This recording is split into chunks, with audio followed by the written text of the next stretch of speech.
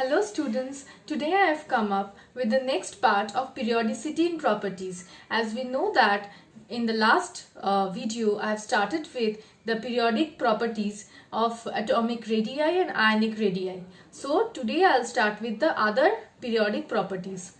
So among the first periodic properties which I will start today is atomic volume. So what is atomic volume? Atomic volume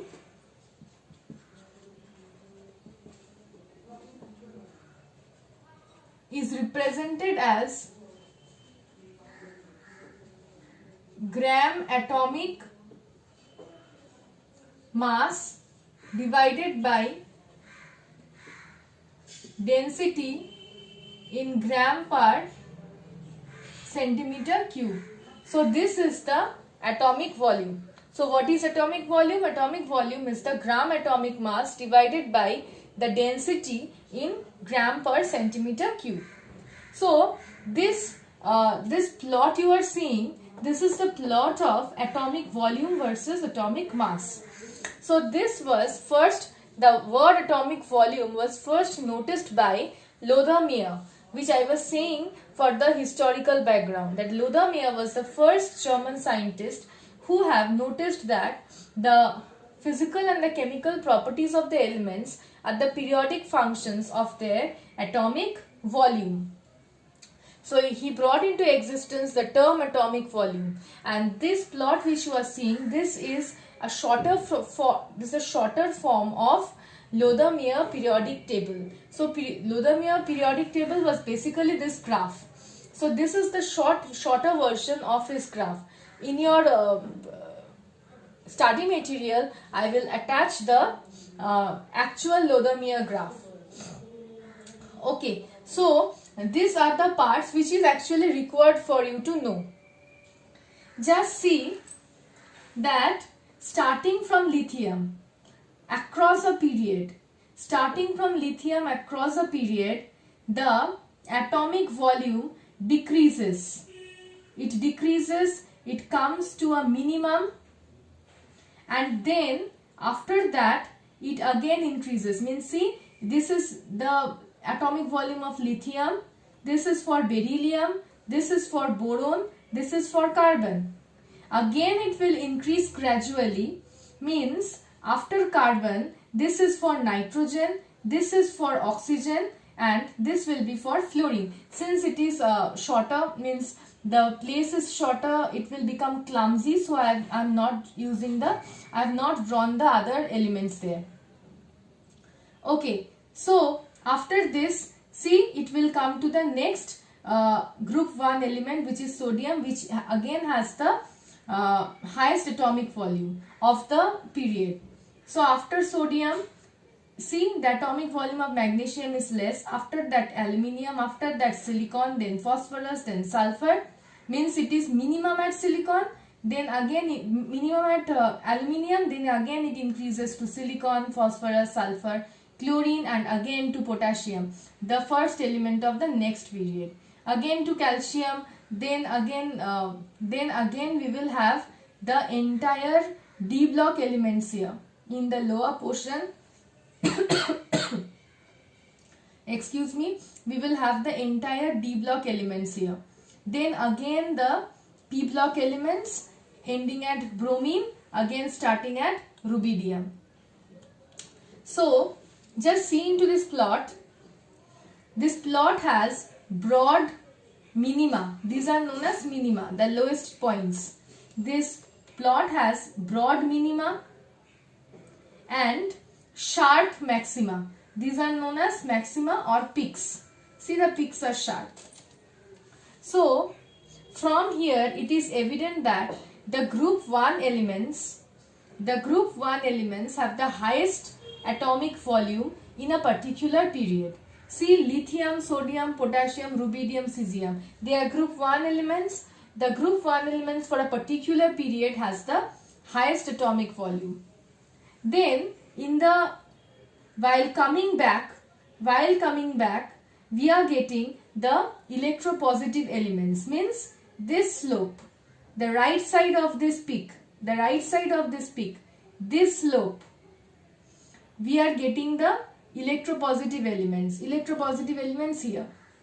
Then in maximum times the metalloids are at the lowest positions, and then again it increases for the electronegative elements. And see, chlorine, here will be fluorine, chlorine, bromine, all of them are at the left side of this peak.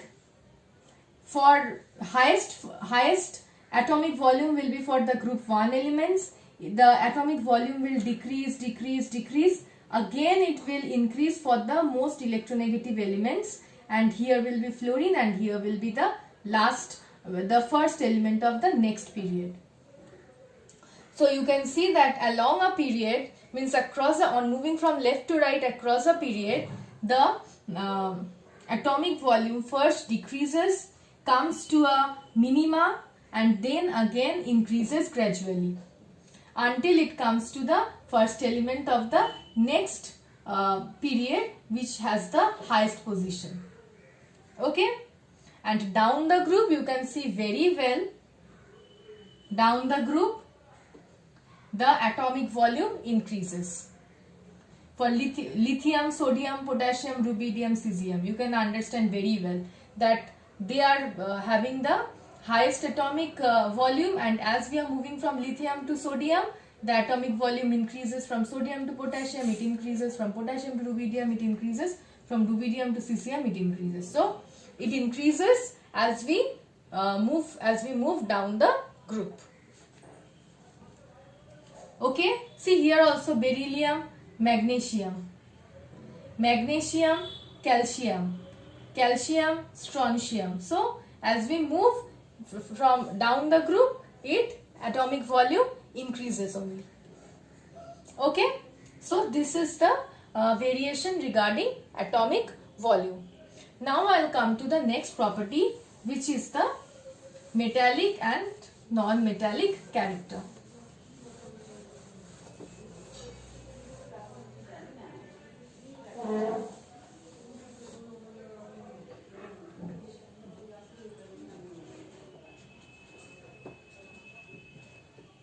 Metallic and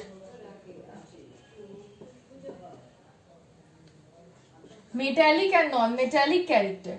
When we are talking about metallic character, we are talking about electropositive character. When we are talking about metallic character, we are talking about electropositive character.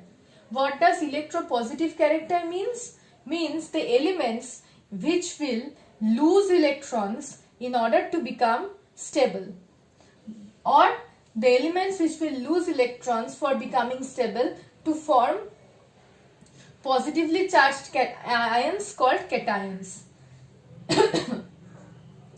So this is electropositive nature. And what is non-metallic? Non-metallic is electronegative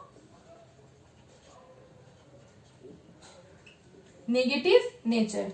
So metallic character is electropositive and non-metallic character is electronegative.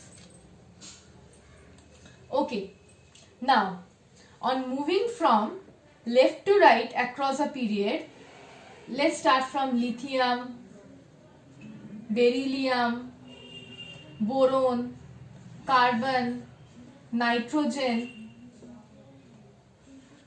oxygen, fluorine. Okay, lithium, beryllium, boron, carbon, nitrogen, oxygen, fluorine. Okay, now what about the valence electrons? Valence electron means the electrons present in the outermost shell.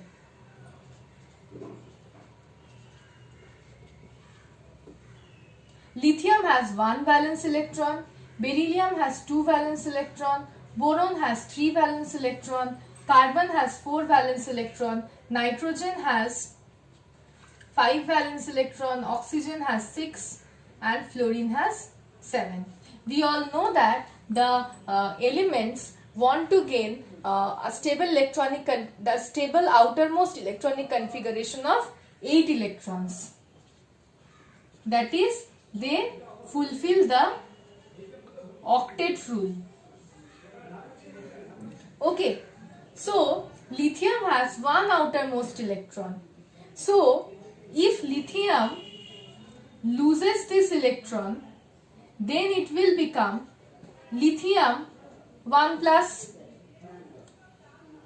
and it is very easy for lithium to lose one of its electrons. For beryllium, if it loses 2 of its electrons, it will become beryllium 2 plus, and it becomes very easy for beryllium to remove these 2 electrons. But just look at oxygen.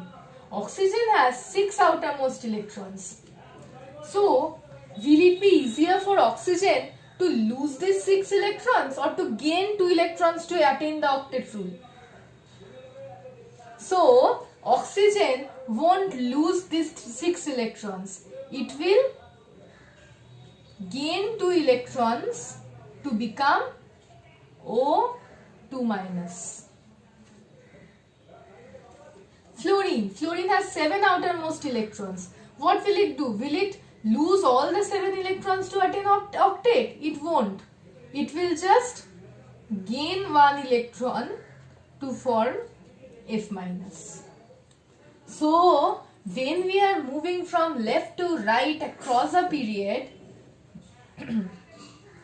we notice that the number of valence electrons continuously increases. And when the number of valence electrons continuously increases, the electropositive character decreases across a period and electronegative character increases across a period. Because they are accepting electrons, that's why they are becoming electronegative. And the left side elements, they are losing electrons, so they are becoming electropositive. Now, let me come to that why will they gain and why will they lose. Not only because of they are having 6 electrons or 7 electrons. There is a factor, you all know, that the nuclear charge. As we move from left to right across a period, the nuclear charge increases. What is nuclear charge? Nuclear charge means the attraction or the attractive force of the nucleus on the outer electrons. So as we move from left to right across a period, the nuclear charge increases, which means that it is holding the outermost electrons tightly. Since nucleus is holding the outermost electrons tightly, so the electrons cannot be lost easily. So, for the left side elements which have a low nuclear charge, their outermost electrons are not as tightly held as the right side elements which are having higher nuclear charge. So, they will easily lose electron and the right side elements will have to gain electron because they cannot lose electron because of their high nuclear charge. So, across a period, the atomic radii decreases, the electropositive character decreases and electronegative character increases just because of the increase in the nuclear charge. Okay, so across a period, the metallic character decreases and non-metallic character increases across a period. Okay, now what happens down the group?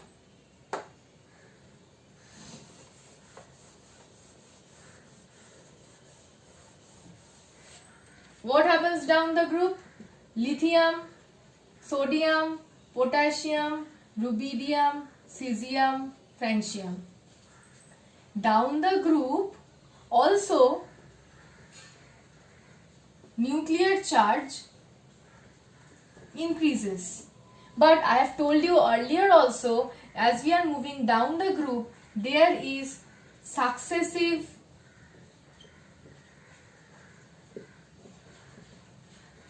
addition of new shells, and this successive addition of the effect of the successive addition of new shells is much greater than the effect of the nuclear charge. So down the group atomic radii increases, which I have told you in the last video. In this video I will say that with the successive addition of new shells, as the new shell is added, on moving from lithium to sodium, one new shell is added. From sodium to potassium, another new shell is added. As new shell is added, the new shell, the electrons on the new shell are not as tightly held by the nucleus as it was held before. So the electrons in the outermost shell, that is the new shell, do not experience that high nuclear charge. As a result, they can be easily lost. So on moving down the group, the electropositive character increases, which means that the metallic character increases, and we all know that when metallic character increases, the non-metallic character will decrease. So across a period, the metallic character decreases, non-metallic character increases, and down a group the metallic character increases and non-metallic character decreases. Okay. So this is the metallic and non-metallic character of the elements. Now I'll come to the oxides. The metallic and non-metallic character depending on the nature of the oxides.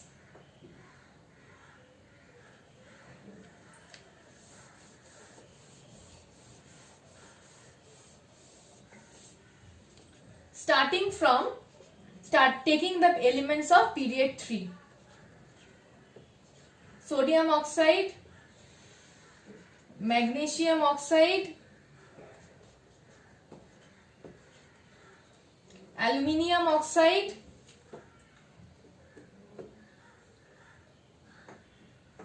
okay, then I will consider, since it is oxide, then I will consider sulfur, means silicon, phosphorus and sulfur and chlorine. Like I'll consider silicon dioxide, I will consider phosphorus pentoxide, sulfur trioxide and Cl2O7. Okay, look at the oxides. It is observed that sodium oxide is strongly basic. Magnesium oxide is basic. Aluminium oxide is amphoteric. Silicon oxide is slightly acidic. Slightly acidic, or you can say weakly acidic. After that, phosphorus pentoxide is acidic.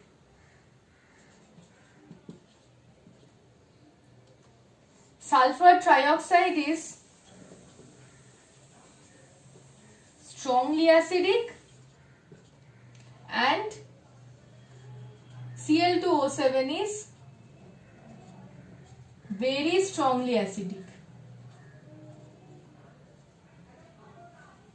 So the acidic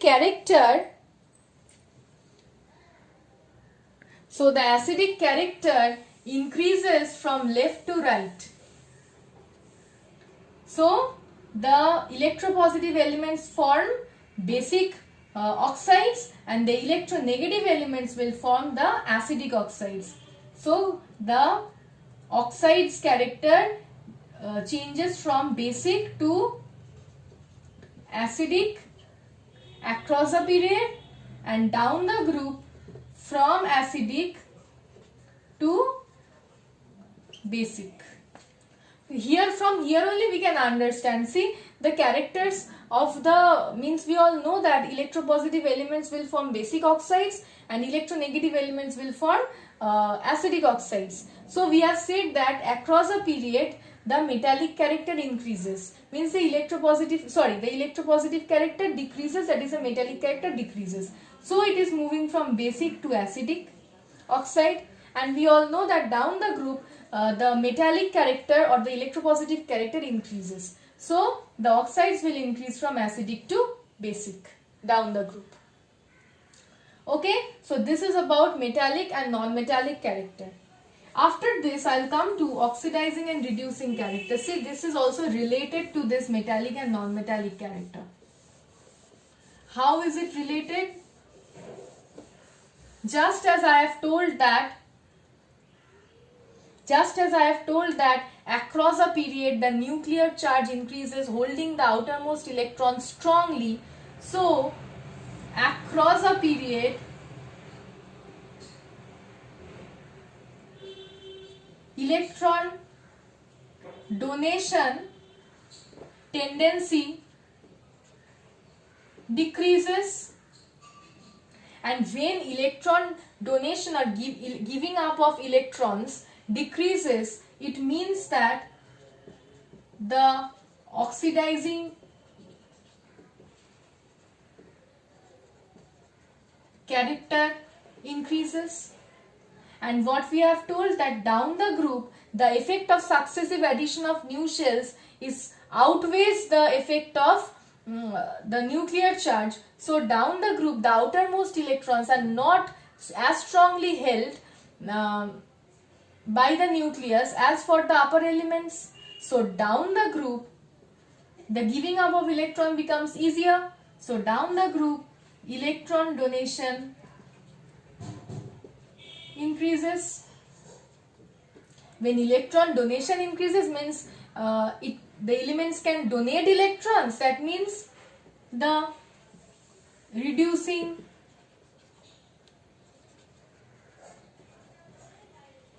or instead of writing character, reducing power.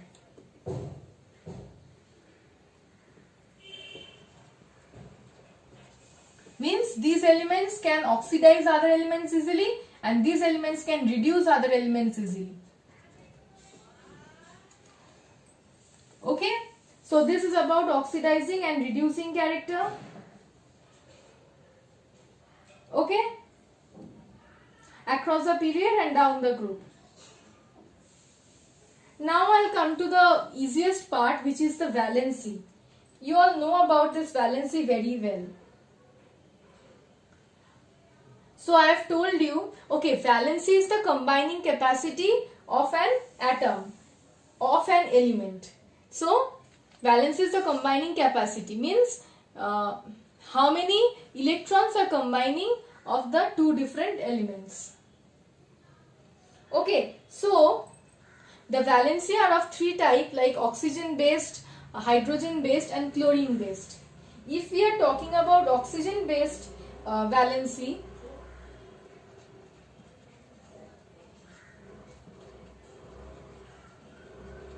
then we will talk about the oxides.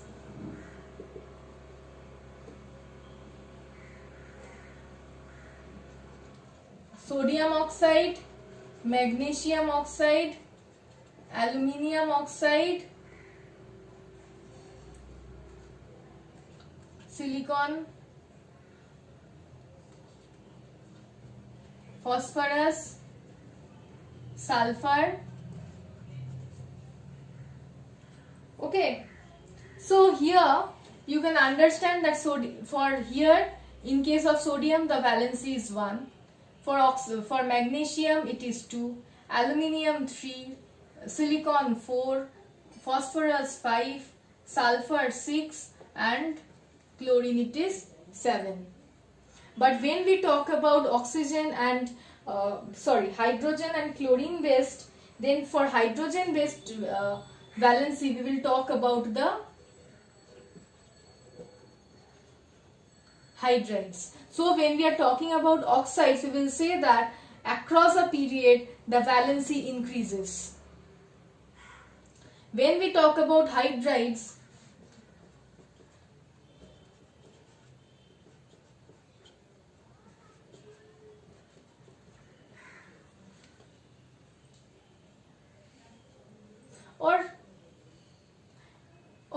I'll just write this and I'll tell you one thing, one interesting factor.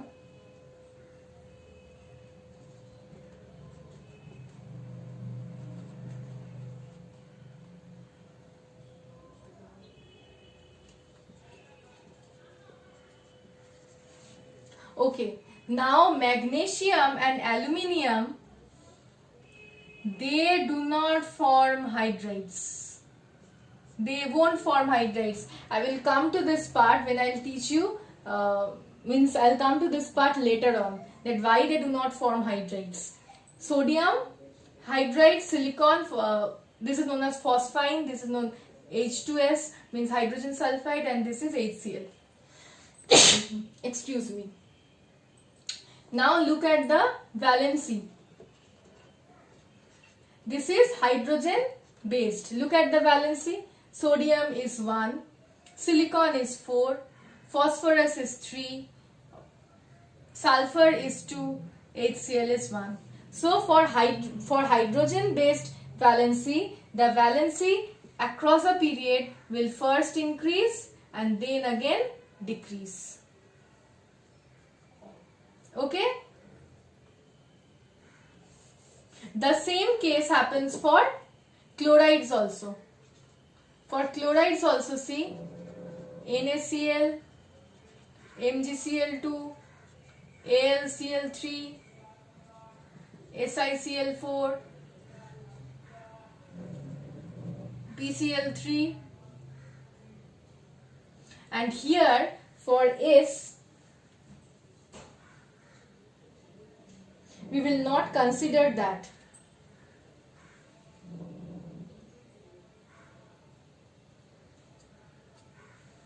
Just look at this. This is 1, this is 2, this is 3, this is 4. Again this is 3. And since it is the group of chlorine only, we won't show here chlorine.